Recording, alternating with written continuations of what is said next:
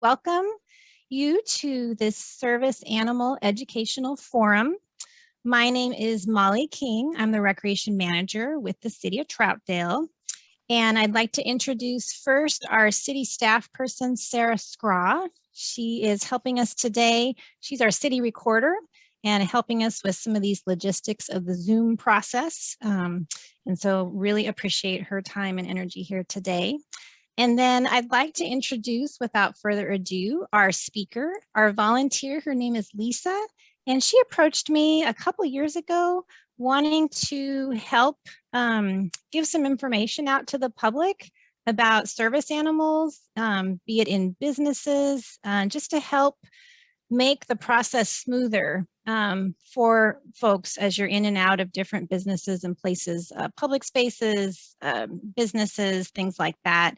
So you have more tools and information to make things go smoother for everybody. So I will turn it over to Lisa and let her introduce herself. Hi, everyone. Like you said, I'm Lisa. My service dog her name is Maisie. I've had her since she was about 13 weeks old. The reason why I approached Molly is because I see a need for knowledge in our community. It's really hard for myself and Maisie to go in and out of establishments because of the stigmatism of the fake service dogs. And so I wanted to get out there to merchants and people that want to get a service dog to give them information. And that's me. That's great. That's wonderful. Well, we have a PowerPoint presentation to put up, and then Lisa will be going through that. So I'm going to share my screen. Okay. And here we go. So Lisa, you just go ahead whenever you're ready. Okay, so the background is my service dog, Maisie. She's a Great Dane. She's going to be 5 years old the end of January. She is for my PTSD, and she also tells me when I need to eat. Her main job is to protect me in situations that could be a little traumatic. Like I said, oh, there she is. She's talking to us. So let's go ahead and go to the next slide. Hold on just a moment. Lisa will be back. This is how we knew it would kind of go. You never know. So, but I'm glad that you got to meet Maisie, at least indirectly. Yeah. So I want to teach you and tell you the difference between the different service animals. There's a therapy animal, an emotional support, and a service animal. And there's also what they call a companion animal. And the difference is, it's hard to tell the difference, but I can give you a few clues on the difference. And then I also want to inform people about the ADA rules and laws for businesses and just public venues to keep everyone safe.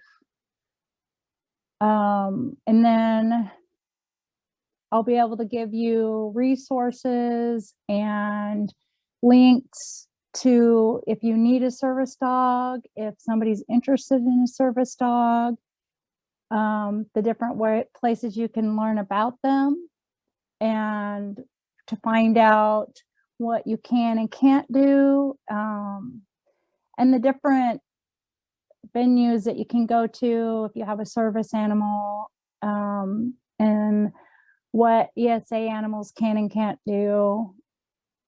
ESA is emotional support animal, sorry. And then I'll give you the steps to register your animal as a service animal with the county and with the state and tell you the difference between the fake places to register and the real ones. So if anybody has any questions, right now would be a good time before we go to the next slide. Do we have any questions, Molly?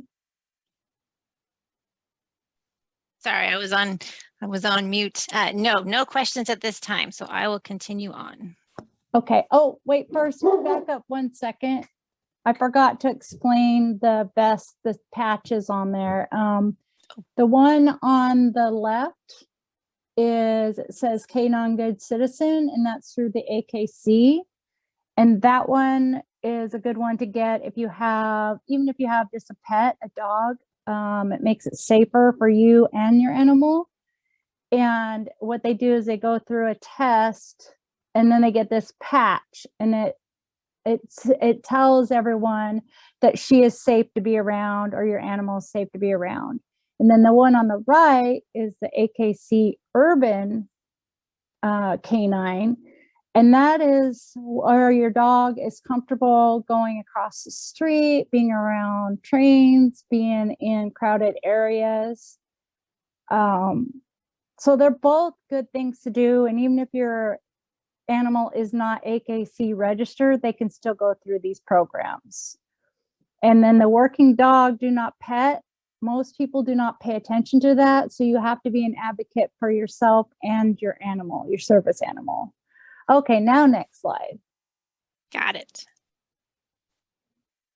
Okay, therapy animal is an animal. It could be a bird, it could be a lizard. They don't really like the lizards because of the salmonella. It could be a cat, it could be a dog, it could be a bunny. And what that is a handler brings it to facilities, hospitals, assisted living, to let people pet it and feel comforted by it. And that animal is only allowed in establishments that they have went to the management and said, this is a therapy animal, it's certified, can I bring it in? And they say yes or no. And that's volunteer. Emotional support animal is an animal that helps people with their anxiety. It helps people when they're sad, depressed, and they don't have as many rights. They're not allowed in stores or public venues like a service animal. You can go to the manager and ask them permission if you really need the animal with you. And then a service dog, like my dog, they do certain tasks.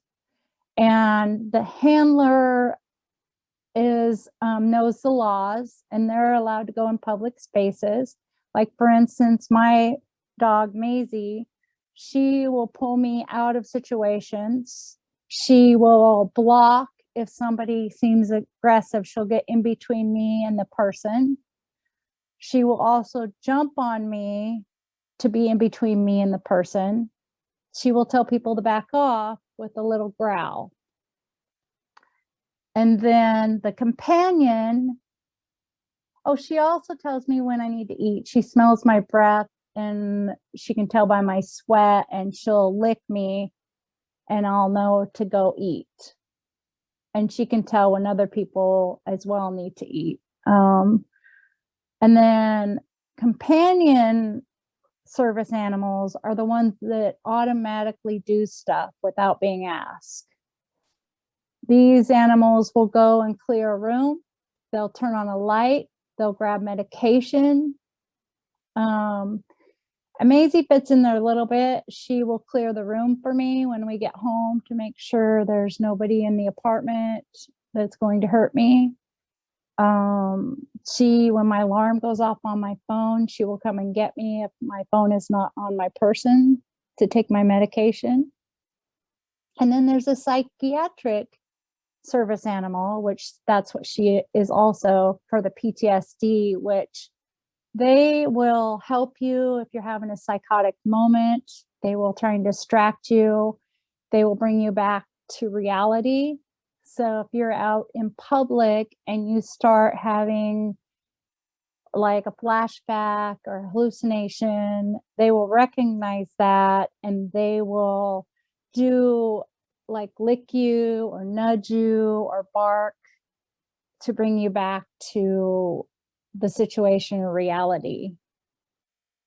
Any questions on any of those types of service animals or assistant animals? Yeah, I don't see any questions at this point, so Okay, I will next go to slide. the next slide. All right. Okay, things to know for business, public space, know the ADA rules and laws, and everybody needs to know these, especially if you work in a grocery store or a place where they serve food, a restaurant, because you need to be able to identify a fake service animal, because not only are they possibly unsafe, they could be unsanitary, because service animals have to be clean. They have to know their job. And so it's a good idea for everyone to know the ADA rules and know the types of animals. Right now, there's only dogs and horses in Oregon that can be service animals, and horses are only in certain situations, and they have to be miniature horses. There's no other types of animal, reptile that can be a service animal. And then we want to create a safe environment for all of us. For an example, the other day I was in the store and this gentleman had his lab in the shopping cart. Personally, I think that is unsanitary. I've seen people put them in the basket. Then people put their fruit and stuff in the basket, and that's unsanitary. And also they can't be a service dog, because a service dog has to be able to do a job. If they're in a basket or in a shopping cart, they're unable to do the job. And we need to teach stores and merchants to put up the right signage. Starbucks allows regular dogs in their premise, so they can put up a sign saying that. And grocery stores don't allow it, so they put up signs that say no animals in the shopping carts or in the baskets. Only service animals are allowed. Any questions? None at this time. Oh, go ahead. Sorry, Eileen, I take that back. Go right ahead, Eileen. I have developing some questions, so I'll try a few of them that have been gradually been coming to me. First of all, is the vest required, Lisa, for a certified service animal? No, it is not. I like to have the vest on my service animal, because then the stores and stuff don't have to ask me. Like, for instance, when I go into Costco, they can see my dog with the vest on and her license, and they acknowledge us, and we just go on in. That way people don't have to ask. Okay, good. And I'm sure you'll get to that later about what we as the building, people responsible for the building, can do. And I feel like it used to be, or at least in states where I used to live, that the health department said no dogs in restaurants or food areas unless they were service animals. Now, you mentioned that Starbucks chooses to let dogs in. I notice many businesses seem to be welcoming to dogs that are clearly just pets, not trained or certified. Has the law changed, or did I just never know what the law was and it was just a convention among grocery stores and restaurants? Well, with like coffee houses, it's up to the merchant. They can't have stricter rules than the ADA, but they can have more lenient rules. But with grocery stores and restaurants, yes, the law is the same. So, and we'll get to that later, but merchants are so afraid to do anything about it, they really don't. So that's interesting, Lisa. The coffee shop, even though they sell food, does not qualify as a restaurant that cannot allow that. They have more flexibility. Okay. It's a casual line. Okay.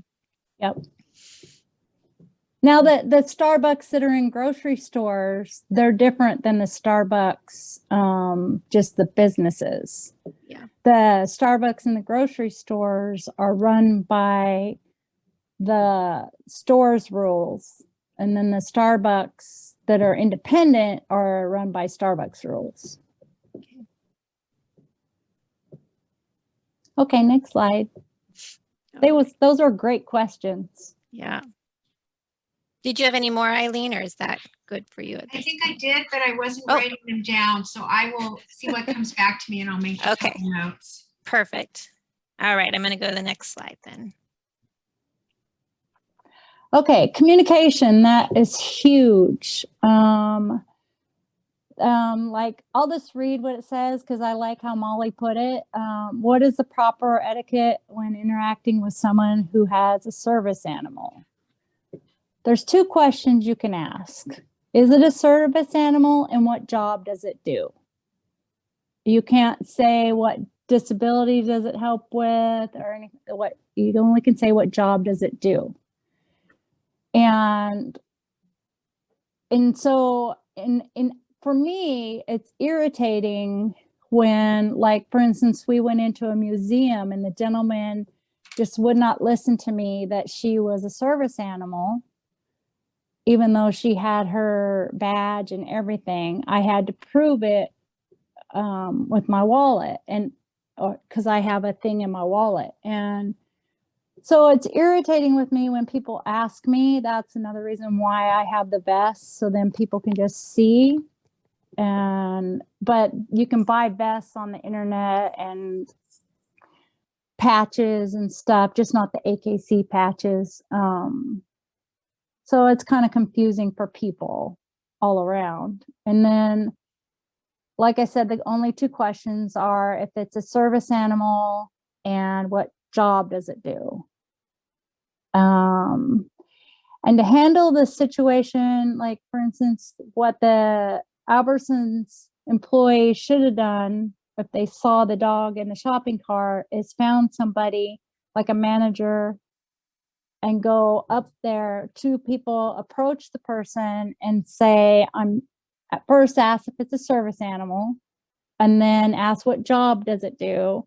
And then if they hem and haw, you can ask them, you can tell them the dog needs to leave, but they are welcome to shop. You have to make sure you have a witness with you when you talk to somebody, because they can, if you don't have a witness, it's their word against yours.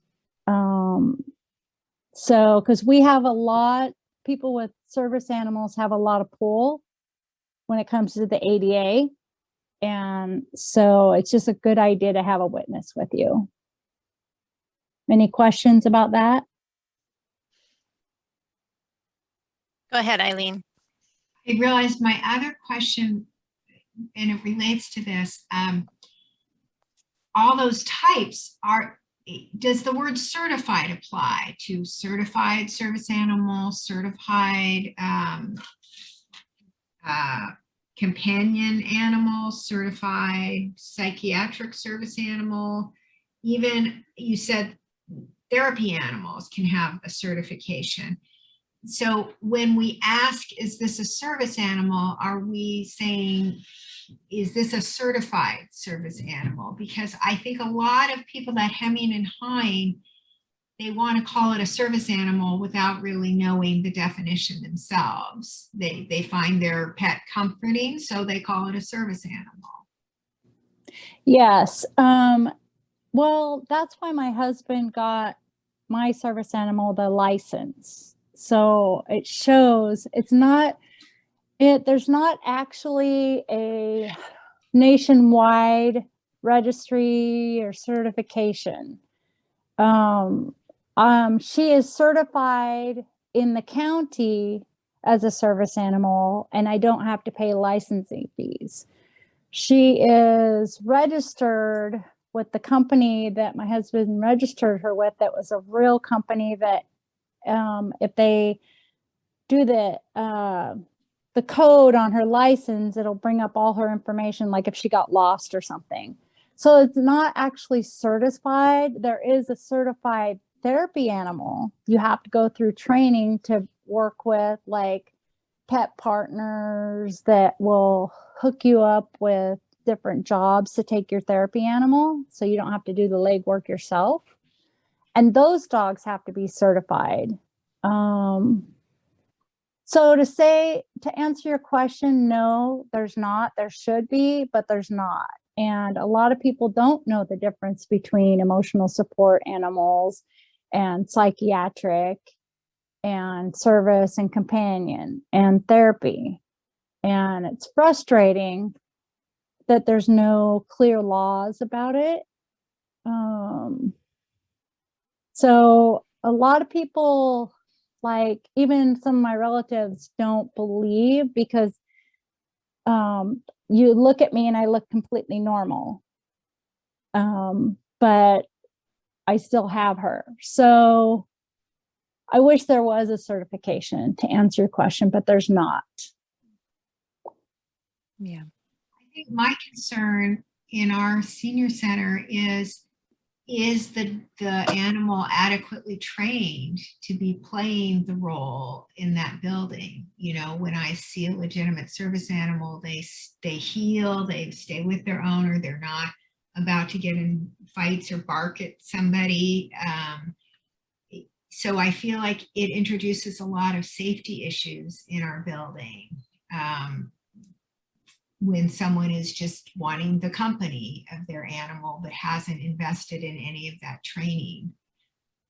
Yeah, it's really hard, because are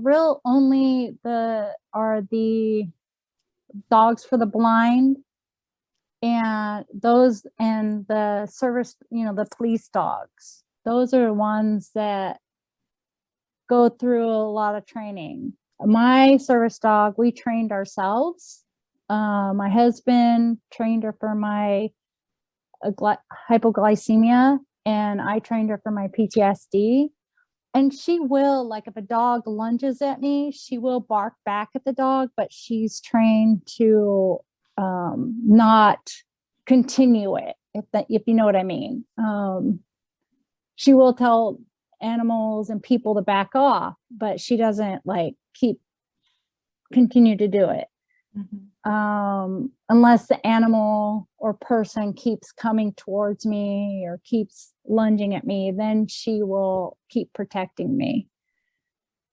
The ESA dogs, there is no real training. People get them, they can get a letter from their doctor, and there's no real training for them. The companion ones that are service animals, there's training for them. They go through a lot of training, because they need to learn how to pick up the medicine and bring it to the person and that. And it goes in building blocks. So you can have an ESA animal, and then the handler and the animal go through training, like pupping training. You can do that at the Humane Society. And then you can go further training that way. That's why it's a good way to have the animal get AKC certified in the different categories, as I showed you. The good canine, they have to go through rigorous different tests, and if they don't pass, they don't get their badge. And then the urban one, the same thing. I think there's like 10 or 15 questions for each test.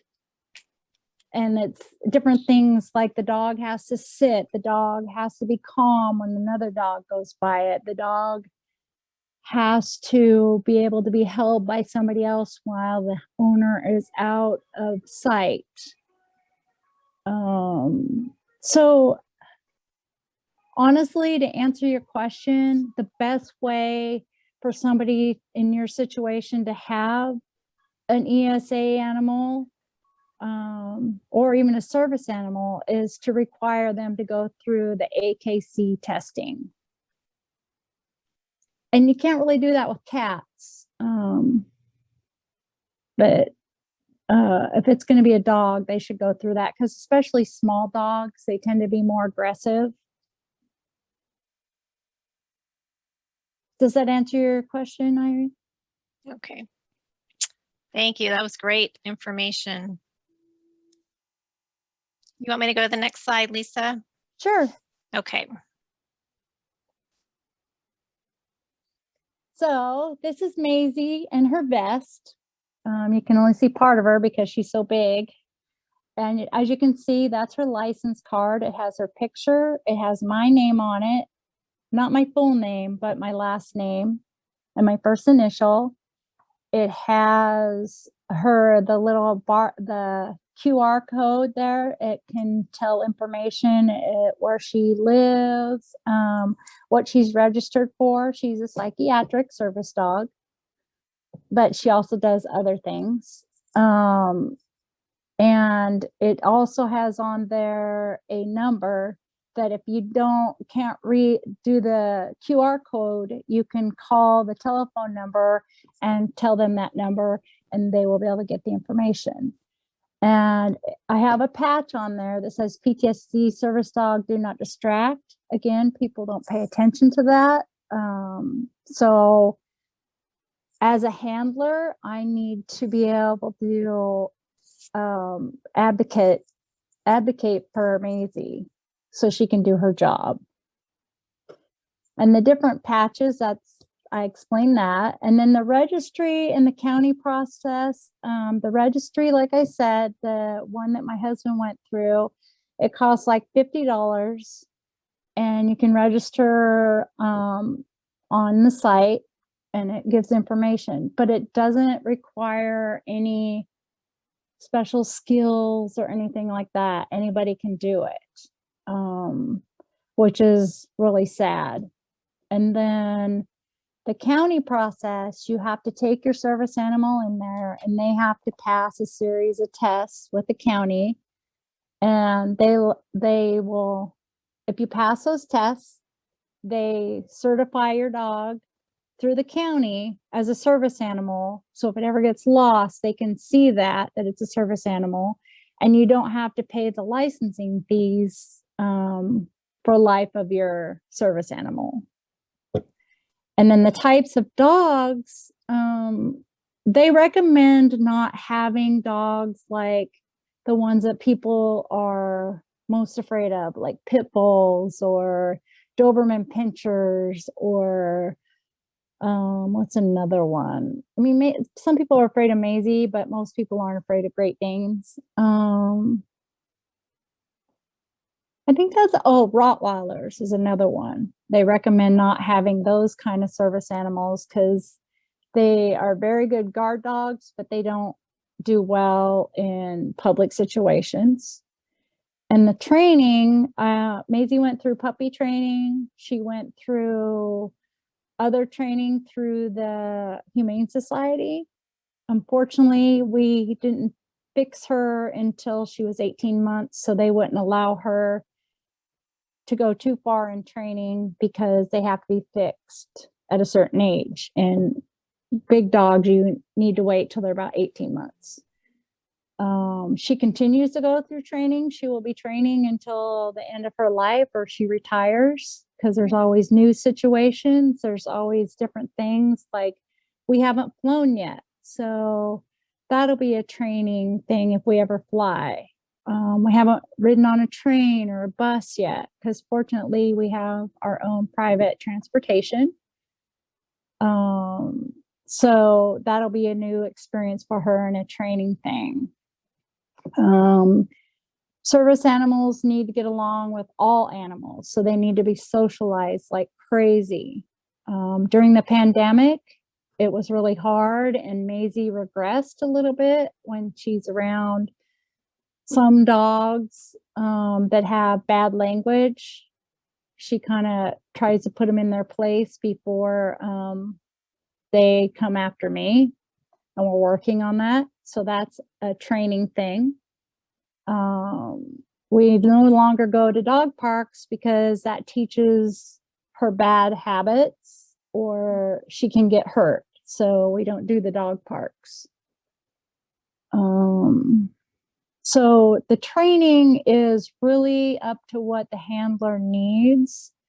And you can hire professional trainers to help you if you don't have the ability. But I trained horses, so I was kind of used to training animals, so it was easier for me. But for someone that doesn't know how to do it, I would recommend they go through a training process like with the Humane Society, because all the money goes towards the rescue animals. So that's why I like the Humane Society.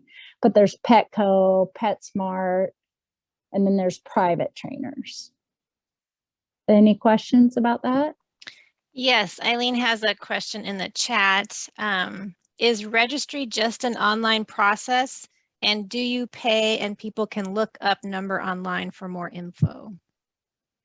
Yes. There are a lot of fake registries that want you to pay like $500 or more dollars.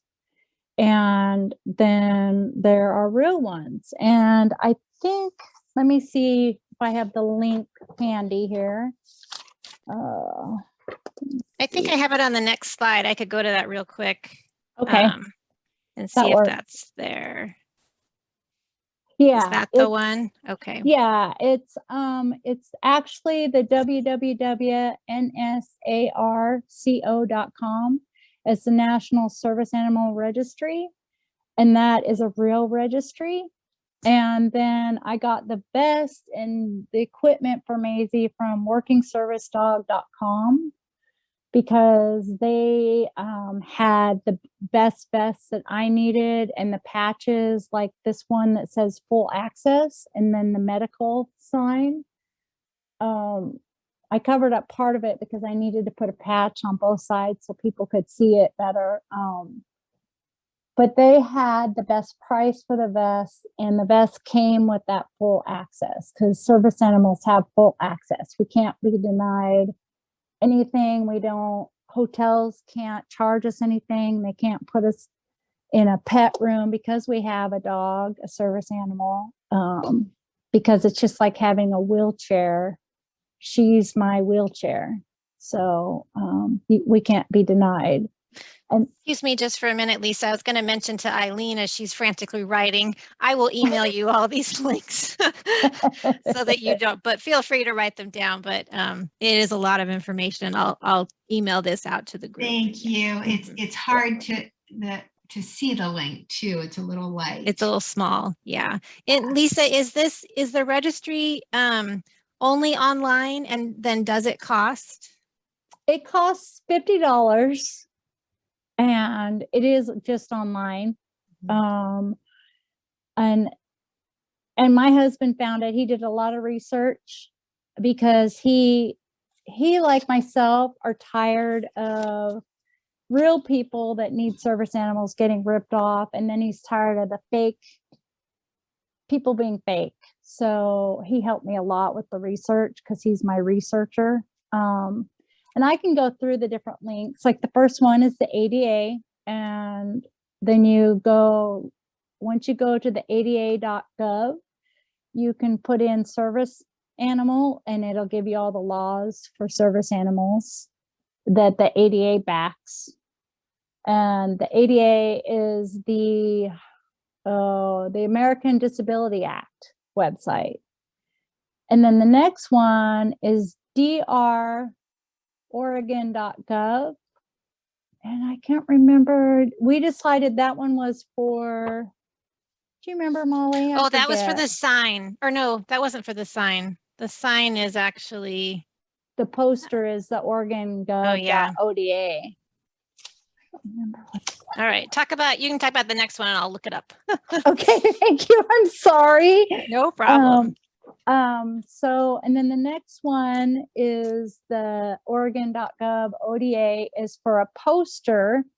And I can actually, I got it right here. I can hold it up to the camera. Hopefully I get it in the right spot for the camera. Is that right? A little back Yes. up a little bit. There we go. That's good. A little closer. Yeah, that's good. A little focus in. It's a little blurry, unfortunately, but that poster link is great. Yeah. Yeah. And then they also have one that says, I've seen it, that says no animal in the shopping carts or in the baskets, which I really like that one. So is there any questions? Well, just real quick too, it's Disability Rights Oregon is the DR Oregon. Oh, that's right. That's right. We figured that out. So that's a little bit different than the ADA. And I also want to say that establishments, like, you can go to the manager, like I said, and ask if your ESA animal can come in. So establishments can be as lenient as they want, except for as far as being around the food and that kind of stuff. And then, but you can't be any stricter than the ADA. So like hotels can't be like, your service animal has to be in a pet room only. My husband and I ran into that a lot. Because we like to have rooms with a hot tub or something in it. And so they have to allow me to have my service animal in that facility, that room, or I could have a civil suit. Another good example is I had a dentist where he was actually a surgeon. He was allergic to dogs. So he said his whole office area was like the operating room kind of thing, a surgical place. And it had carpet and it had cloth chairs and it had pictures and it had magazines. This is before the pandemic. But, and then my dentist worked with him, and my dentist had to call him and say that, tell him that, yes, I was right, that I could sue him for not allowing me to have my service animal in his office. So we worked out a deal that she wouldn't be in there very much, but as much as I needed her. So I hope that answers your questions. Yeah. I think, let me see, that was our slide presentation and some good questions along the way.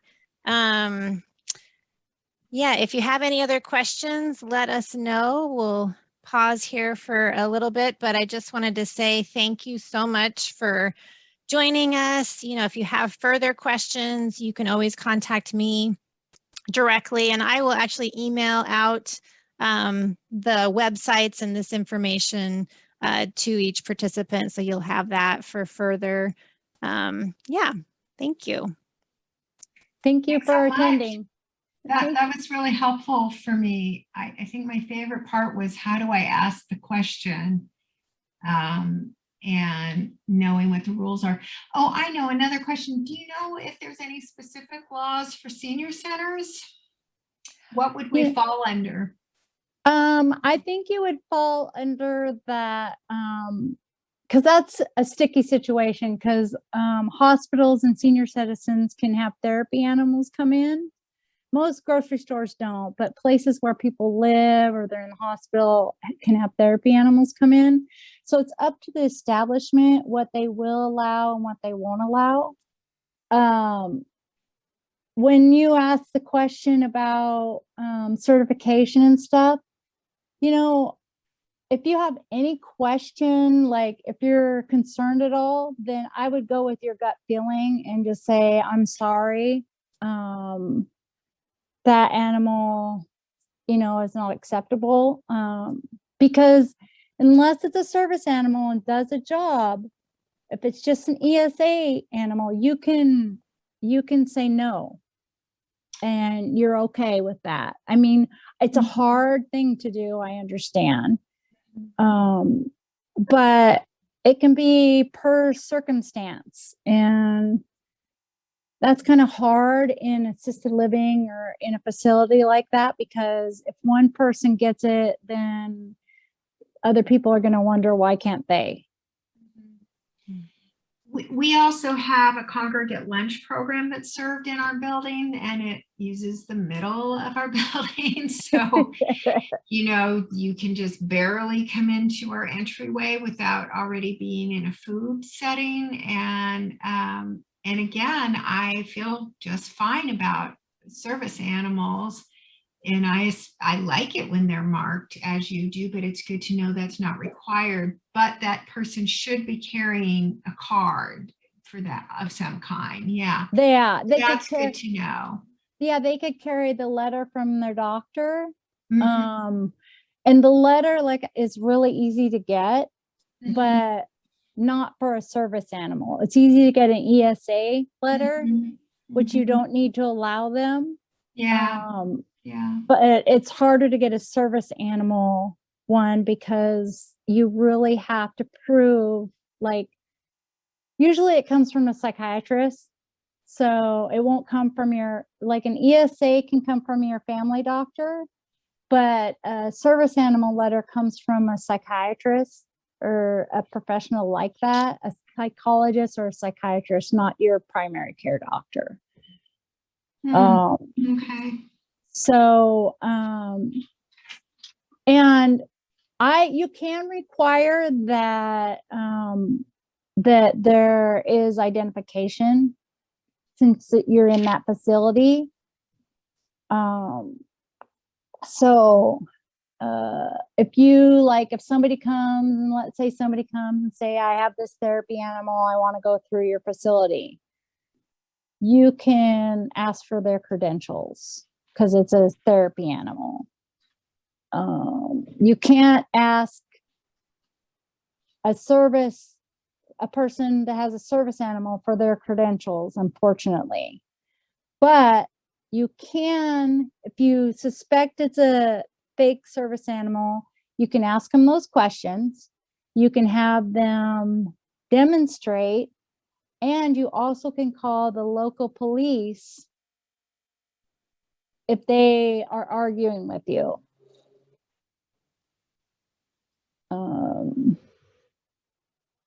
Because I know a lot of people try to carry their animals in a purse, or a seizure animal or a heart attack animal is carried in a backpack on their chest sometimes. That is the only situation that a service animal is carried, is if it's for seizures or heart attack, or for stroke or stuff like that. So did you just say you could ask somebody to demonstrate the skill? Yes, you can. Wow. The police, because I actually it's not really demonstrating, it's in detail, because I went to the courthouse and I just said, she's my PTSD service animal. Or somebody might say she's a PTSD service animal. And the police officer asked me, well, what does she do? And I didn't understand. And he goes, well, what's her job? And then I explained that she takes me out of dangerous situations.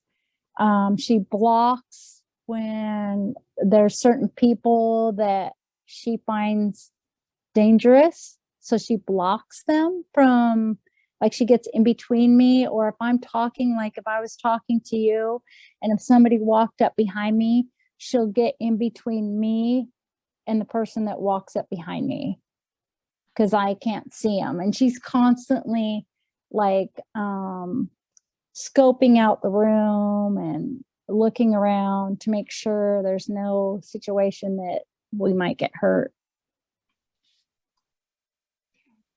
But we do not ask for a piece of documentation from the wallet. You said that happened in one location, but that is not the correct method. No, not unless, let's say, for instance, they say it's a service animal and they do such and such job.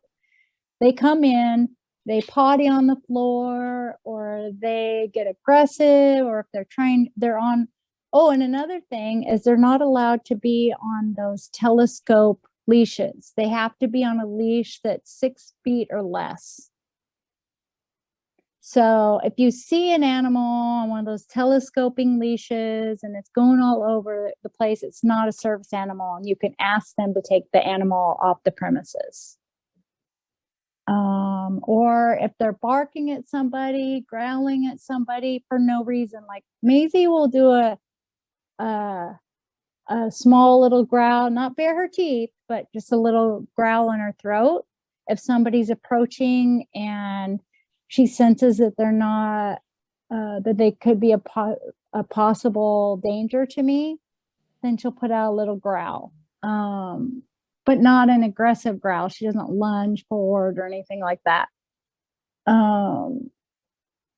But she stops once the person stops approaching me. So it's really, you can tell if it's real or not by the handler, because the handler is going to know the laws. Another example, I was in Albertsons again, and this gentleman got meat from the deli and started feeding the so-called service animal in the store. Real service animals are not allowed to eat in the establishment. I get her a pup cup and I make her go outside and she can eat it then. So you see these people giving their dogs treats and stuff.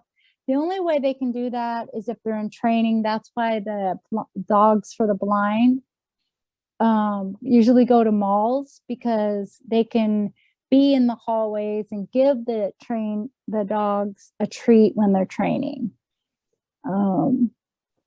And it's not a food establishment. Up in the food court it is, but in the regular area, it's not a food place. I hope that answers your questions. It does. Maybe you could offer some guidance. If I've said, "Oh, is this a service animal?" and they say yes, and then I say, "Please tell me, what job does it do?" And they can't answer that. Usually by then they're getting pretty bristly.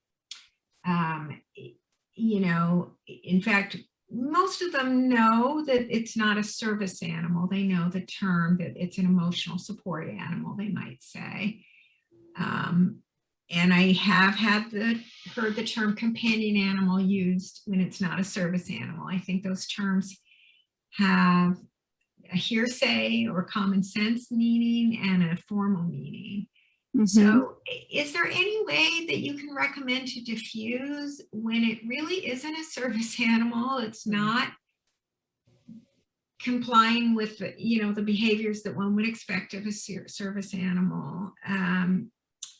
What's the diplomatic way to navigate that situation? And if Molly or Sarah, you might have some ideas from the building host side also. What you could do, I know it takes a minute, but you make sure you have a witness with you and say, I'm really sorry, but we don't allow ESA animals in our facility, and your dog is making it unsafe for other people in our building. So I'm going to have to ask you to take your dog out, but you're welcome to be here. Mm-hmm. That's the diplomatic way. And you're going to get, say no, and no, study the ADAs. And then you can say to them, well, for one, let's say they're on one of those telescoping leashes. For one, if it was a service animal, it would only be allowed to be on a 6-foot leash. Or another example is a service animal does not, let's say they gave it food. A service animal is not allowed to eat food in an establishment. What's another one? You can give them examples, like whatever you see that proves to you that it's not a real service animal. You can have an example from the ADA that is a fact, if that makes sense. Like if the dog is, let's say the dog is scaring people, service animals won't scare people. I mean, it can be scary when somebody tries to get to me, or if a dog lunges at me. Maisie's bark is very scary because she's a big dog, right? But she only does it if something is threatening to me. So you could say our residents don't feel safe with this animal around. So I need to ask you to take the animal outside, but you're welcome to come back in. And oh, sorry, go ahead. Oh, I was just going to say they'll plead with you, but I really need it, and say, well, I'm really sorry, but we don't accept ESA animals. So you're not telling them that it's not an animal that helps them. You're just saying that in our establishment, and when an animal is not being safe, that's supposed to be a service animal, even a service animal. If it's not being safe, you can ask them to take it out. I think what I have experienced, and I haven't had much direct experience with this, but just with working with Lisa over these last couple of years and talking about this, is really knowing your information is helpful, and then just having that heart, because you're really caring for everybody through the process. And so I think when that empathy can come through, but not being scared to say what you need to say and be firm for the safety, it really comes down to that. There could be some annoying pieces, but it really usually comes down to the safety element for your whole facility and the care of everybody. So just that kind of, and even, it might be good to role model it with some employees and kind of go through practicing, what that could look like. Kind of would take some of the fear out of, when you actually had to do it. And it's just tough. And that seems to be the message I feel like Lisa has expressed with me, is just wanting to empower people to say what needs to be said so that everything is safe for everyone. Yeah. And I just thought of another thing that's unsafe, especially for a facility like you're from, is you're not allowed to feed your service animal raw meat, because then it could get E. coli in its feces and it would be on the premises. So if somebody went outside and accidentally stepped in poo, then it could bring E. coli into the facility. So there's really strict laws for us, the handler and who take care of the service animals as well. So that's why I'm saying look to the handler too. If they don't handle the animal right, or if the dog is going crazy, just running around, just like Molly said, give them empathy, let them know that you understand, but in your facility, it's not allowed. Yeah, and I was going to say too, Eileen, you might have a situation in the future where someone comes in and they're part of a bridge group and, well, I'm about to start my game. Can I just wait until the end of the game, type of thing. And that is a bummer, but don't be afraid if you need in that moment to say, you know what, I really wish I could say yes, but I just can't. And I understand you'll miss today, but I really hope you can come back next week, but you'll need to, have the dog outside. So yeah. And they'll say, I'll keep it in my purse, or I'll keep it right here on my lap. And it still has to be no. Molly, in your buildings, do you restrict dogs to service animals, or do you give pets the benefit of the doubt unless there's a behavior problem? And you can help me with this too, Sarah. As far as I know, it is just service animals. Our facilities are smaller and kind of spread out throughout the city. So we don't have like some large community center where we have lots of people coming and going. But Sarah, am I correct? Is it just service animals? I don't know that it's technically a policy, a citywide policy. I guess it's kind of been more of if there's a behavior situation, then they need to leave. That's a good point. Eileen, I haven't had to really approach the situation in all my, I mean, I've been in recreation for 25 years and actually in some larger facilities as well. And it really has not come up enough or come up in the sense, and maybe it came up in a larger and I missed it, but there was no issue that came up. I can imagine someone bringing their pet in a purse because they usually are the smaller animals. In actual recreation classes here in Troutdale over the last 12 years, it's just been rare and it's been pretty clear how to with a service animal. And so we just worked together. In fact, Lisa was one of those folks, which just approached me straight up. And then I could, talk to her about what she needed so I could let the instructor know. And it all worked, pretty well. But it was a good discussion to have even with that, because I remember because of Maisie's size, what if, because I think it was a Tai Chi or a yoga class, what if the participants are scared of dogs, and how would they feel? And so I know I crafted an email out to the participants before the class started, and just let them know in a very kind way without compromising anything that someone would be attending with a service animal. And also part of it was to educate them right in the beginning that they don't need to be approached or pet, whatever, like kind of some of the rules. I also, when I talked to the instructor about it, we actually set up a time for them to meet prior to the very first class so that the instructor could meet the animal, just to kind of have that step, piece. And so the instructor would feel, comfortable as well. So just kind of doing some but that was a best case scenario. And no one had an issue and everyone loved that dog and they were thrilled when she wasn't there. It's like, where's, it was like, yeah, we miss Lisa, but where's the dog? So, Yep.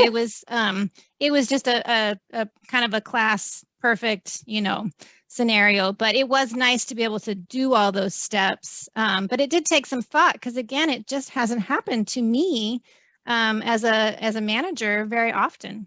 Yeah. Thank you. Mm-hmm. Yeah. And it's Eileen, right?